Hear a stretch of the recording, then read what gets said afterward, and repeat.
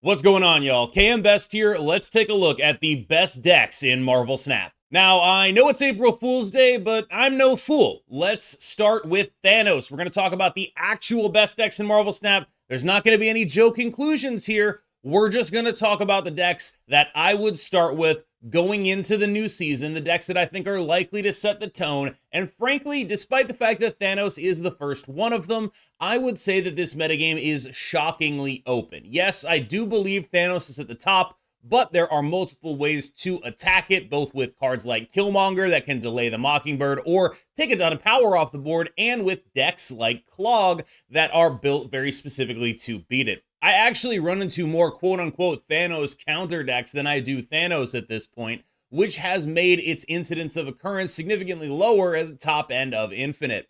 This has made a metagame that otherwise could have been fairly unpleasant into one that is honestly pretty fun, despite the fact that Thanos is still probably the best deck. I really don't think I can argue that it's not the best deck. It is a deck that is not so far ahead of its peers that it is unfair at this point. There are a lot of very good decks in this metagame, and while Thanos is the best, I do not think it is prohibitively the best in the way it has been when it has previously been the best deck. I think this distinction is worth drawing. Thanos is the best deck, but it is not killing all other options the way it previously did. This is actually a very healthy metagame despite the existence of Thanos. And I realize that some people watching will be like, haha, that's the April Fool's joke. It's not. I'm serious when I say this. This is the best deck. It's eminently beatable. There's very clear weaknesses and very clear strengths. I would play it if I had to win a tournament because it is such a flexible and powerful deck.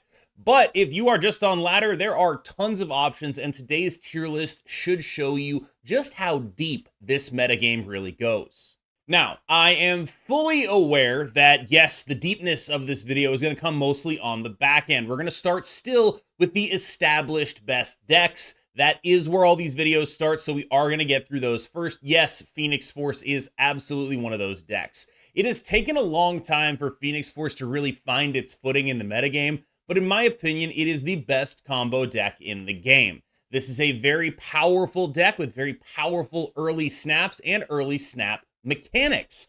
This deck also rewards you for knowing more about how it works. There's a lot of unintuitive interactions in this deck.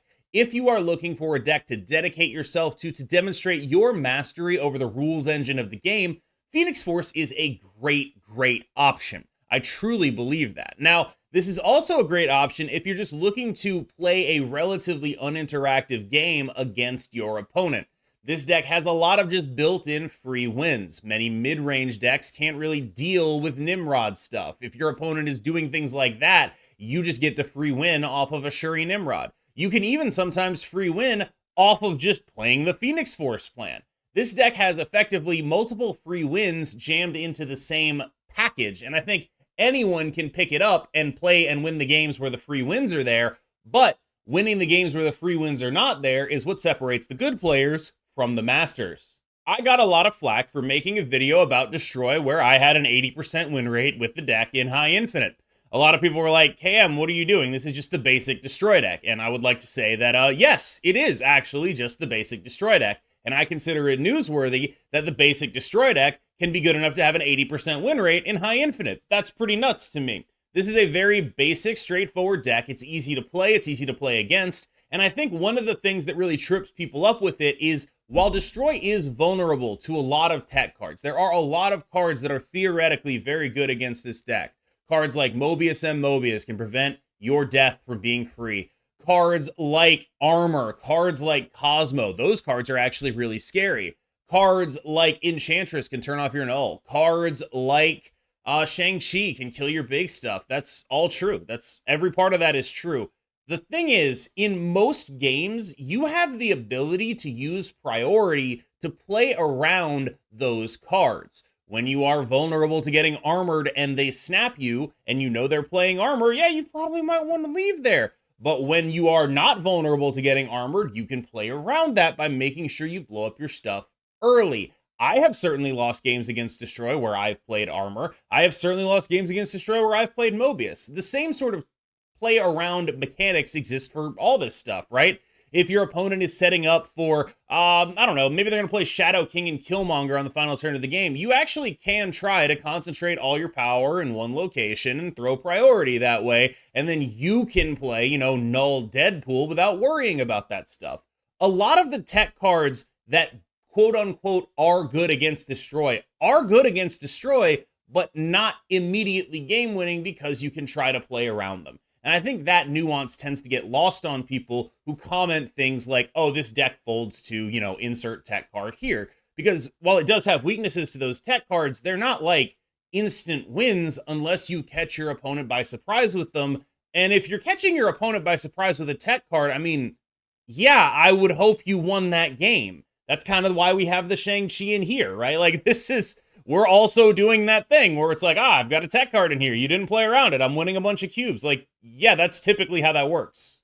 My pick for most underplayed deck remains Discard, and my build is actually the same, but I have seen some variants, and by variants, of course, I mean, I've seen people running Gambit instead of the Corvus Glaive. And I think that's totally fine. Like, I think you can basically do whatever you want in this shell, as long as you don't totally mess it up. I think you're probably fine to do it. There's also a slightly safer build of this deck that involves cutting Corvus Glaive and Helicarrier, and then just running targeted discard stuff in there. Like, it's a lot safer to play that build. You just end up with less upside, both in terms of your collector is going to be smaller, and in terms of you're not going to get the ability to, like, you know, that extra energy can matter, the extra cards from Helicarrier can matter. Like, you end up with a little bit less upside, but a little bit lower downside. And right now, I think the right play is to make the upside play with the amount of decks in the metagame that are going very tall. This is a deck that has basically no ability to actually add in a tech card. The best it can do is that Helicarrier stuff. And so I want to invest as hard as possible in going as tall as I can with the collector and getting if I can, like, randomly generate something they're not going to be able to play around. I think that does matter to me, at least.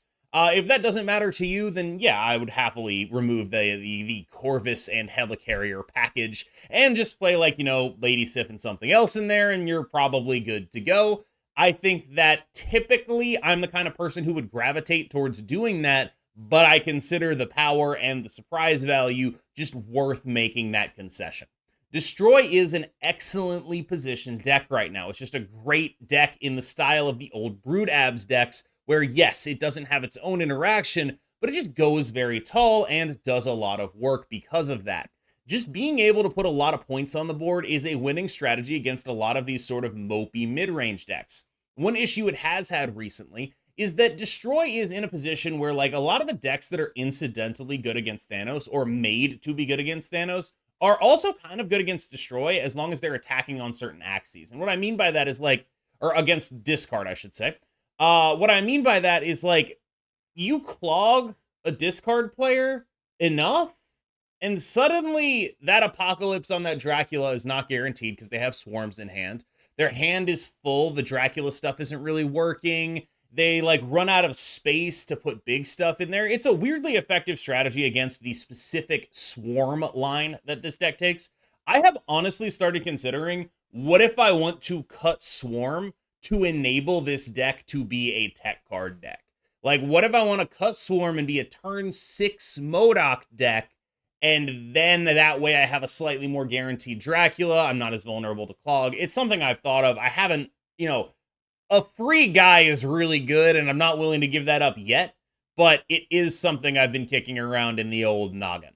Let's get a little bit weirder. We have a Silver Surfer deck, courtesy of Yo Woody. We're going to have a further breakdown of this, I believe, going up tomorrow. And he has used this to get into the top 10. I've even seen famous Loki one-trick Tanjo playing this as well. And the reason Surfer is able to exist again right now is almost purely down to Hope Summers. Hope Summers allows this deck to actually include cards like Wong and use them effectively, which raises the point ceiling of this deck pretty dramatically. This goes from a deck that was getting outpowered by decks like Discard and decks like Destroy to a deck that is genuinely able to compete on power with those decks. It also gets to utilize Negasonic Teenage Warhead to make those explosive turn 6s, like I just hit the mic, you probably heard that sound, that's the sound of an explosive turn 6 from a Destroy deck, a little bit less dangerous. Now, don't get me wrong, this is a pretty, I would say difficult to play deck, and I do think that Hope specifically is a very key part of it.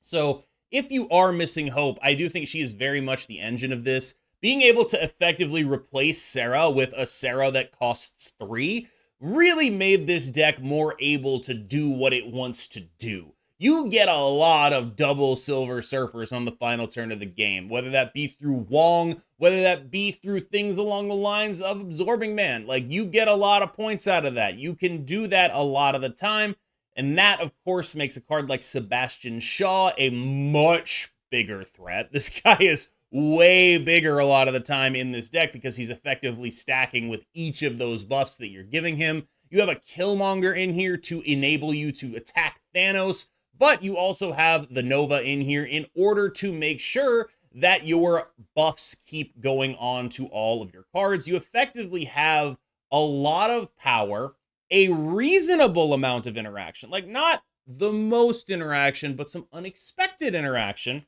and that allows you to be a real deck for the first time in a very long time. I recently made a video on a list I call Copinball, and it is a high evolutionary Hope Summers She-Not list, effectively, just without the not. You'd call it a She-Hulk list, but that really doesn't cover it because I'm trying to do a portmanteau of She-Hulk, and that doesn't really work. Maybe we'll call it He-Hulk. I don't really know. That actually, I kind of like that because it works as an abbreviation for high evolutionary as well. So yeah, we're going to call this He-Hulk. And He-Hulk is a deck built around effectively the end game of, She-Hulk and Hulk, or She-Hulk and Cannonball. Typically, that's how it goes. But the list I was playing was a little bit more lockdown heavy with Cannonball, Professor X type things. It's about 2 cards different from this. This one is a list from a Korean player named Owl God, and I like it because he made the hard call to remove Professor X but get Wasp in there. And I think Wasp in a Hope Summers deck is actually just pretty crucial. I think that does matter a lot. And so I wanted to put this one up there. This list appeals more to me in the sense of, like, I like how this list is attempting to go about doing what it's doing. I like that this deck is built with such a low curve in mind. And I hope that this is the build of the deck that is actually going to end up being the best, because it's the one that looks the best to me. It has the best stats on Untapped, and despite the fact that, like, I do like having Professor X in here, it was super hard to actually, like, justify not having Wasp in a Professor X deck. One thing I have been thinking about is, like, what if I cut Cosmo for Professor X back? That's sort of where my head is at. I had armor in there because I wanted to protect my ones against a series of destroy cards. I guess really what I'm getting at here is there are still a couple flex slots in this deck, and I encourage you to experiment with the Cosmo slot, the Wasp slot, figure out what you want in there. My instinct right now would be to take this and be like, all right, I want Wasp and Professor X, cut Cosmo, and just be like, if I die to Killmonger, I die to Killmonger. But man, there's a lot of Killmongers out there. I don't know if that's going to work for you. Cosmo has become a great card overnight, it seems, but it's really not so much overnight as it is that it's just like, there's a lot of decks that are relying on reveals right now, and there's not a lot of decks that can reasonably fit a Cosmo in. One of the decks that can reasonably fit a Cosmo in is Loki, and it has been doing that recently to great effect. Having a Cosmo in this deck is genuinely excellent. It has been a much better tech card than Rogue, the card it replaced, for probably the last week or so. Being able to deal with things like just people playing a Wong, right? Like, you have no answer to that otherwise, and you're probably not going to beat them because that's very asymmetric. It's hard to Loki your way out of beating a Wong deck, but you can just play a Cosmo in there and instantly win the game, take 4 cubes, because they're probably snapping that, right? That kind of stuff really matters. It's a good card against Destroy. It's a good card against weird off-meta decks. It's even kind of a good card against Thanos. They can't play a blob there. There's a Cosmo there. Like, this is a card that has a vaguely shocking amount of application across the meta, and Loki as the deck with not necessarily the most space, but with a very clear ability to customize the tech slots is a very easy fit for it. So I think this is the best Loki deck. Most of the rest of the stuff is pretty much the same, right? You're doing Elsa Kitty stuff, but yeah, you got a Cosmo instead of a Rogue now. I think that's a serious upgrade, and Loki is, as always, a pretty good deck. Let's talk about Clog. This is the Yo Woody build of Clog. I personally think that I like the other build of Clog more, which we're going to get to in a second. This build is very all in on scamming. It's very much like, okay, I'm Ravonna Professor Xing stuff, And while War Machine didn't have the impact on the metagame that I think maybe some, including myself, thought he might, he still is like out there, and just playing a raw dog Professor X is not really my favorite thing to do right now. And so you end up in this situation where it's like, I get what's going on here. You get the Ravona Goblin Prof package. I'm into it. But A, Destroy exists. B, War Machine exists. And that just scares me off of this a little bit. I want more beef in my Clog decks, but I think this is the one that probably has the highest pedigree right now. Like, the most good players that I know are like, oh yeah, I actually like this. So take that for what it's worth. This is the Clog deck I like a little bit more, and I like it a little bit more because it has a plausible mid-range game plan outside of just, I'm scamming you, and that sort of tends to appeal to me a lot as a player. I like this one a little bit more. It allows me to just, play stats. I get Debris Mockingbird. No, my Mockingbird is not as good as a Thanos Mockingbird, but I'm happy to play a 3/9. Like, I get Dr. Octopus instead of Professor X, who has 10 numbers on him, and it's like, oh, okay, I guess I like that more. Like, it's just sort of where I'm at with it, where it's like, I prefer pretty significantly the ability to create stats and put them on the board, and I think that allows this deck to, despite having maybe worse matchups against specific top decks in this metagame, just generally win those games where it doesn't completely fall apart the way the other deck kind of can. And I think that is a valuable thing that tends to get a little bit underrated, where it's just like, just having the ability to like win those games where both of you are kind of drawing a little bit mid, and just be like, my plan isn't really coming together. I'm just going to play some points. And I think just being able to do that is actually quite important, and it's part of why I like this deck a lot. One thing you may have noticed is that there's barely anybody playing Enchantress right now. I think the fact that Thanos is including cards like Mobius and Mobius is really scaring people away from these Sarah tech shells. And whether or not that's correct, it is something that's happening. And whenever that's happening, you could probably play Living Tribunal profitably. Living Tribunal, especially when we're noting that, like, even Rogue is not really in those Loki decks. They're playing Cosmo now. If someone, your opponent plays Cosmo, there's a lot of good things that you could do with that Cosmo, right? Like, Living Tribunal is obviously a very polarized deck. Its matchups are either very up or very down, and a lot of that is dependent on the interaction that they play. And yes, the card Mobius is still pretty good against you. That's pretty hard to deny. But, and this is important, there's a lot less of the stuff that really beats you, and metagame trends are going in favor of this deck. People are playing, a bunch of on reveal stuff, which puts Cosmo back in the meta. You love that. People are playing a bunch of weird, like, off meta, oh, I'm Professor Xing you decks. You love that, right? Like, you're super duper into that. When they're not doing that, they're playing decks that have like pretty hard caps, right? Like, Destroy is not going to beat your nut draw with their nut draw. Discard is not going to beat your nut draw with their nut draw. Granted, I think it's a little easier for both of those decks to pull off their nut draws, but you have that information, whether you're doing it or not. And I think that's the important thing about this deck and how you have to play it, is like, if you know what your range is, and your range is that much higher than what your opponent is able to do, period, that is a position of power you can operate from. You effectively have full information. You know what the average range, what the maximum possible range is even for a Destroy deck, and you're like, oh, can I beat that or not? And having that information and being able to make those calls when you snap is really important. And I think this is a deck that's going to like beat up a lot of things. Phoenix Force, Destroy, Discard. If this deck draws well, it's a free win every time. And I think that kind of stuff is really important. Being able to maximize those games is really important. And this is a deck that is, I hate to break it to you, pretty well positioned right now. I realize we've gotten well into the realm of the weird. This is KM Worst. Yes, I have an imposter who pretends to be bad. This is actually not an April Fool's joke. Yes, KM Worst is an actual top 100 player. Yes, he actually has been playing this move deck. And yeah, that's actually pretty much it, right? Like, this is a deck that is attempting to compete on the same axis as Destroy and Discard. It is trying to be a points deck that is unpredictable. And the only real major juke that it's got in here is Heimdall versus Eliath. You get a lot of these games where you have either choice between like a turn 5 Cloak into Eliath is an extremely dangerous thing to present your opponent with. Now, I will say this deck is a lot, and I mean a lot, of mind games on the final turn of the game. Basically, your whole thought process is, what is my opponent playing around? And in a move deck, it's very often Heimdall. So you end up sitting in a situation where it's like, all right, how can I play around how they would play around Heimdall? Is that possible?